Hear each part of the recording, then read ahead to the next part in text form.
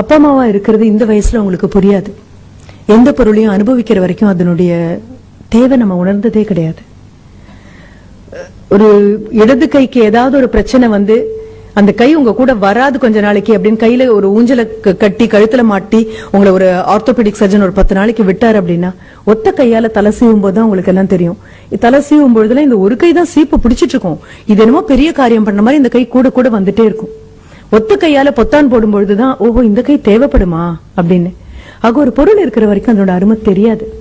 அப்பா அம்மாவும் பெரும்பாலும் அப்படியேதான், மூச்சு காற்று மாதிரிதான். மூச்சு விடும் போதெல்லாம் ஆஹா மூச்சு காற்று உனக்கு மிக்க நன்றி, நான் என்ன சுவாசிக்கிறேன் சொல்ல போறோமா என்ன? கண்டிப்பா மாட்டோம். மூச்சு அடைச்சா மட்டும்தான் பக்கம் பக்கமா திரும்புவோம், ஐயோ காத்து கிடைக்கலப்பா அப்படின்னு. அப்பா அம்மாவும் அதேதான். அந்த அறையில உட்கார்ந்து இருக்காங்க, அஸ்திவாரங்கள் ஒரு நாளும் அழகா இருக்காது. இது வந்திருக்கிற குழந்தைங்க முதல்ல புரிஞ்சுக்கோங்க. நீங்க நினைக்கிற மாதிரி இது எங்க அம்மா இது எங்க அப்பா அப்படின்னு சொல்லி எல்லாரும் முன்னாலையும் நீங்க அவங்களை எம்பி பார்த்து உயரமா அவங்கள பார்த்து மகிழ்ந்த நாட்கள் எல்லாம் இருக்கும்போது நீங்க 3 வயசும் 4 வயசும் அவங்களுடைய முழங்கால் உயரம் கூட இல்லாம இருந்த நாட்கள் அது. அவங்களுடைய விரலை பிடிச்சுக்கிட்டு அவங்க விரல் நுனியால உலகத்தை பார்த்த நாட்கள். அப்புறம் இடுப்பு அளவு உயரம் வளர்ந்தீங்க, அப்புறம் தோள் வந்தீங்க. இப்ப தோளையும் தாண்டி தோளுக்கு மிஞ்சிய தோழர்களாகத்தான் இந்த வயசுல வந்து உட்கார்ந்துருக்கீங்க. இப்ப நீங்க நினைக்கிற மாதிரி உங்க அம்மாவும் அப்பாவும் ஒரு விளம்பரத்துல வரக்கூடிய தாய் தகப்பன் மாதிரி கண்டிப்பா இருக்க மாட்டாங்க. விளம்பரத்துல வரக்கூடிய தாய் தகப்பன் வேணா நீங்க டாலர் ஆகணும், ஸ்மார்ட்டர் ஆகணும், பிக்கர் ஆகணும் அப்படின்னு ஏதோ ஒண்ணு கலந்து உங்க கையில கொடுக்க காலியான அந்த குவளையில ஏதோ இருக்கிற மாதிரி விளம்பரத்துக்காக நடிச்சு குடிக்கலாம். ஆனா இந்த தாய் தகப்பன் அப்படி எல்லாம் கொண்டு வந்து கொடுக்கற தாய் தகப்பன் இல்ல. உங்ககிட்ட ஆட்டோகிராஃப் கேட்கிற தாய் தகப்பன் இல்ல. இல்ல உங்க நண்பன் கிட்ட பாடா எங்க அம்மா பாருப்பா எங்க அப்பா பாருப்பா, இதெல்லாம் இல்ல. எப்படியும் 40-45 தொட்டிருப்பாங்க, இல்ல தொடக்கூடிய தூரத்துலதான் இருப்பாங்க. எப்படியும் அம்மாவுக்கு ஒரு முதுகு வலியோ முழங்கால் வலியோ வந்துட்டு போகும். சொல்லாம ஒரு தலைவலி வரும். கலகலன்னு சிரிச்சுட்டு ஓடிட்டு இருந்த ஒரு அம்மா, நீ திரும்பின பொழுதெல்லாம் உனக்கு விதவிதமா சமைச்சு கொடுத்துட்டு இருந்த அம்மா கொஞ்சம் ஸ்லோ டவுன் ஆக ஆரம்பிச்சிருப்பாங்க. சமையல் கட்டுல நின்னு 1 நிமிஷத்துக்கு 2 நிமிஷம் எங்க வச்சேனே தெரியல, இப்ப அடிக்கடி ஞாபகம் மறதி வருது அப்படின்னு சொல்லுவாங்க. ஃப்ரிட்ஜ திறந்து வச்சுட்டு ரொம்ப நேரம் அங்கேயே பாத்துட்டு இருப்பாங்க. என்னம்மா அப்படின்னு. அதுதான் எனக்கும் புரியல, ஏன் ஃப்ரிட்ஜ திறந்தேன்னு எனக்கு தெரியல அப்படின்னு. அப்பா என்ன பண்ணுவாரு, சென்டர் ஸ்டாண்ட் போட்டு வண்டியை நிறுத்திட்டு இருந்த அப்பாவுடைய தலைகொள்ளாம இருந்த முடியெல்லாம் பார்த்து நீ இப்படி அண்ணாந்து பார்த்தது உண்டு. எல்லாம் கொழிஞ்சு இப்ப முன்னெத்தி எல்லாம் பின்னெத்தி வரைக்கும் போயாச்சு. ஆக அப்படிப்பட்ட அப்பா இப்ப சைட் ஸ்டாண்ட் போட்டுட்டு வராரு. அப்படியே வந்து உட்காந்து அப்பா அப்படின்னு கால் நீட்டுறாரு. அம்மா ஓடி போயிட்டோம்னா தண்ணி கொண்டு வந்து கொடுக்குறாங்க. நகர்ந்து நின்னு பாருங்க, ஒன்னும் அவசரம் இல்லை, விலகி பாருங்க. பார்க்க பரிணாம வளர்ச்சியில தாயும் தகப்பனும் முதுமையை நோக்கி எப்படி போயிட்டே இருக்காங்கன்னு பாருங்க. அப்படி உட்கார்ந்துட்டு இருக்கக்கூடிய ஒரு அப்பா அப்படின்னு சொல்லும் பொழுது அப்பாவுடைய பார்வையில் நிறைய மாற்றம் வந்தாச்சு. அம்மா அப்பாக்காக வேற மாதிரி சமைக்கிறாங்க. உங்களுக்கு ரோஸ்ட் போட்டு 4 பக்கம் நெய் ஊத்தி எண்ணெய் ஊத்தி எல்லாம் பண்ணி போதுமா முருகலா இருக்கா அப்படின்னு அந்த தோசைக்கல்ல விட்டு தோசை ஐயோ எடுத்துரு என்ன இதுக்கு மேல இருந்தா தீஞ்சு போயிடுவேன் அதுவே எழுந்து வர அளவுக்கு அதை முருகலா பண்ணி கொண்டு வந்து கொடுத்து காதுல ஒரு பென்சில் மாதிரி ஒண்ணு வச்சுட்டு என்னப்பா உனக்கு வேணும் அப்படின்னு பக்தி பரவசத்தோட பார்க்கும்போது இன்னும் ஒண்ணு கூட அப்படின்னு சொல்லுவீங்க. ஆனா அப்பா கிட்ட பாத்தீங்கன்னா இந்த முருகல் தோசை எல்லாம் போய் ரொம்ப நாள் ஆச்சு. ஒரு இட்லி பாத்திரம் மூடி எடுத்து வச்சு அம்மா மூடி வச்சு இது பண்ணிருப்பாங்க. கொஞ்சம் பாருங்க, அவங்களுக்கு வயசு மட்டுமே ஆகல, அந்த வயசு தேவையில்லாத நோய்களுக்கெல்லாம் மிகப்பெரிய விண்ணப்பமாகவும் கை நீட்டி உட்கார்ந்துருக்கு. அப்புறம் தேங்காய் சட்னி இல்லையா, தக்காளி சட்னி இல்லையா அப்படியெல்லாம் கேட்க கூட உங்களுக்கு தெரியாது. ஒயிட் சட்னி இல்லையா, ரெட் சட்னி இல்லையா அப்படிலாம் கேட்கதானே தெரியும். தமிழ் அந்த அளவுக்கு புழக்கத்துல இருக்கு அப்படின்னு சொல்லி கேட்டு அம்மா ஓடி வந்து ஐயோ இன்னைக்கு இல்லப்பா சாம்பார் தானா, சரி பரவாயில்ல 2 வேணாம், ஒரு தோசை இன்னொன்னு போடுங்க. ஒன்னும் குறைய போறது இல்ல.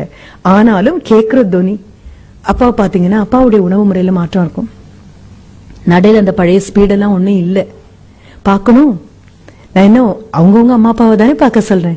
இதுக்காக பக்கத்து வீட்டு குழந்தைய கூட்டிட்டு வர முடியும், வாடகை கொடுத்து இவங்களை பாத்துட்டு போ அப்படின்னு சொல்ல.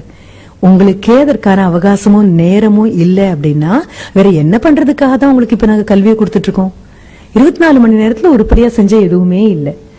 ஆக திரும்பி பாருங்க, ஒண்ணும் இல்ல. இந்த 2 மாசமும் இத்தனை வருஷம் நீங்க ஓடி படித்ததாக ஒரு கதை சொல்லிட்டு இருந்தோம் இல்லையா, கதைதான். ஆசிரியர்களான எங்களுக்கு நல்லாவே தெரியும். அது ஓடுற மாதிரி ஒரு நடிப்பு, நீங்க ஓடுற மாதிரி நடிப்பீங்க, நம்புற மாதிரி நாங்க நடிப்போம், படிக்கிற மாதிரி நடிப்பீங்க, படிச்ச மாதிரி நாங்க நம்புவோம்.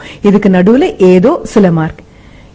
இது அத்தனையும் தாண்டி இந்த 2 மாசத்துல எத்தனை பேர் அப்பாவுக்காகப்பா நான் வண்டி பண்ணி தரேன்ப்பா, நான் ஏன் பண்றேன்ப்பா, உட்காருங்கப்பா, இது என்னப்பா, இது தோளுக்கு மிஞ்சி வளர்ந்தாச்சு, அப்புறம் நான் பாத்துக்கிறேன்ப்பா எல்லாம். இதற்காக அடுத்த குழந்தைய வாடகை எடுக்க முடியாது. நீ சின்னதா பிறந்துக்கிற வரைக்கும் எல்லாம் கேட்டது மகனா மகளான்னு யாரும் கேட்கல. சார் பையனா பொண்ணா அப்படின்னு பிறந்த உன்னை கையில எடுத்ததுக்கு அப்புறம் பையன் பொண்ணெல்லாம் கிடையாது, அந்த வார்த்தைகளே இல்ல.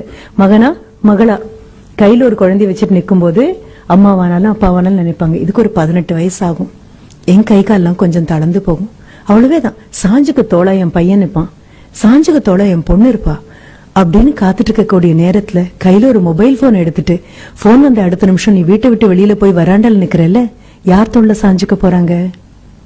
யோசிச்சு பாரு. ஒண்ணும் இல்ல, நான் சின்ன சின்ன விதைகளை மட்டும் தான், குற்றமே இல்ல, நமக்கு தெரியாது, நம்ம இன்னும் குழந்தைங்களா இருக்கும். அப்பா அம்மா முடிஞ்சுதா, தாத்தா பாட்டின்னு வீட்டுல இருக்காங்க. இந்த தாத்தா பாட்டி பண்ண பெரும் தியாகம் தான் அப்பா அம்மாவா வந்திருக்கும்.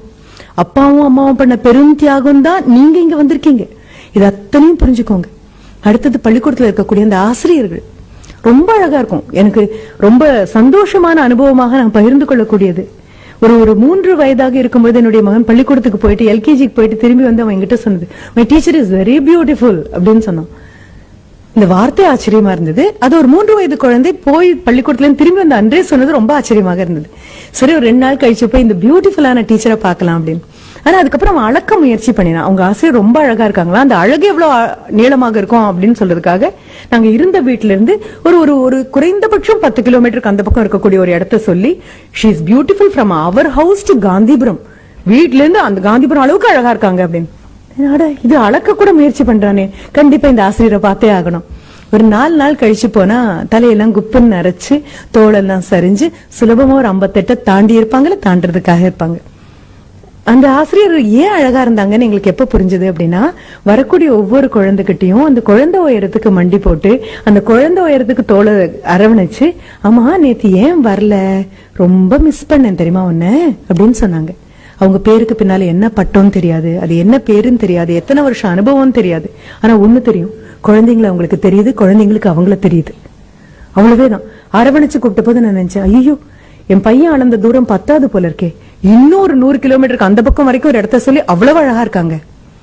ஒரு ஒற்றை நிமிடம் உங்களுடைய 1ஆம் வகுப்பிலிருந்து 12ஆம் வகுப்பு வரைக்கும் உங்க விரல பிடிச்சு உங்களை கூட்டிட்டு வந்த ஆசிரியர்களை ஒரு நிமிஷம் யோசிச்சு பாருங்கன்னு சொன்னதனுடைய அர்த்தம் அதுதான்.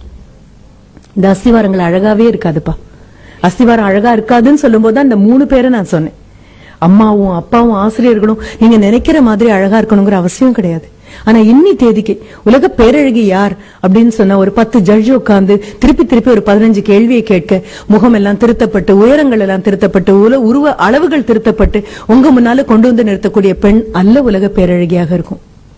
கண்ணமுடி பாத்தீங்கன்னா அவங்க அம்மாவை மிஞ்சி ஒரு அழகி கிடையாது. உலக பேரழகன் யாராக இருக்க முடியும்? தோல் தளர்ந்து, முகத்தை சுத்தி, கண்ணை சுத்தி கருவளையம் வந்து, தலையில் இருக்கக்கூடிய முடியெல்லாம் கொட்டி ஒரு நிமிஷம் பெருமூச்சு விட்டு, இந்த பையன் படிச்சு மேல வந்துட்டானா போதும்பா, எனக்கு ஒண்ணும் கொடுக்க வேண்டாம், அவன் காலை ஊனிக்கட்டும் அப்படின்னு ஒவ்வொரு நாளும் உங்களுக்கு தெரியாம மனதுக்குள்ள பிரார்த்திக்கக்கூடிய உங்க அப்பாவை மிஞ்சி உலகத்துல பேரழகான ஒரு உருவம் எதுவுமே கிடையாது. நீங்க வரீங்கன்னு தெரிஞ்சு ஊரார் பிள்ளைய ஊட்டி வளர்க்கணும் அப்படிங்கறதுக்காகவே ஒவ்வொரு நாளும் கல்வியை டிஃபன் பாக்ஸ்ல போட்டு சுமந்து திணிச்சு அமுக்கி கொண்டு வரக்கூடிய உங்க ஆசிரியரை விட மிகப்பெரிய ஒரு நபர் உலகத்துல கிடையாது. ஆனா இது 3 அஸ்திவாரம். எந்த கட்டடத்துக்கும் அஸ்திவாரம் அழகா இருக்க வேண்டிய அவசியம் கிடையாது. அஸ்திவாரம் போட்ட அடுத்த நிமிஷம் அதுக்கு பூச்சி அடிக்கிற ஆட்கள் யாரும் கிடையாது. அஸ்திவாரத்துக்கு அலங்காரம் பண்ற ஆட்கள் யாரும் கிடையாது. அஸ்திவாரத்தினுடைய அழகு என்ன தெரியுமா?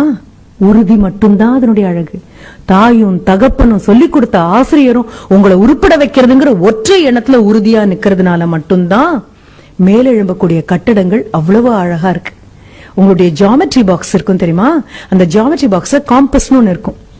அந்த காம்பஸுடைய ஒத்த கால ஊனி அசையாம அது நின்னா மட்டும்தான் அடுத்த கால் எவ்வளவு பெரிய வட்டம் வேணாலும் சுத்த முடியும். நான் சொன்ன ஆசிரியரும் அம்மா அப்பாவும் அந்த ஒற்றை கால் இடத்தை விட்டு நகரல. நீங்க எங்க வேணாலும் போயிட்டு வாங்க, எத்தனை பெரிய வட்டம் வேணாலும் போடுங்க, அத்தனை பெரிய வட்டமும் வட்டமா ஒழுங்கா அமையணும்னா இந்த ஒத்த கால் இருக்கிற இடத்தை விட்டு நகராம தவம் பண்ணின மாதிரி காத்து நின்னா மட்டும்தான். இந்த போன கால் சுத்திட்டு வராமையும் போகலாம், போன கால் திரும்பியும் வரலாம். வந்ததுக்கு அப்புறம் கூட ஆஹா நீ இவ்வளவு உறுதியா நின்னதுனாலதானே நான் போனேன் அப்படின்னு யாரும் ஒரு வார்த்தை கூட சொன்னதில்லை. இந்த 3 பேருக்காகவும் ஒரே ஒரு தடவை மனசார கைத்தட்டிடுங்க.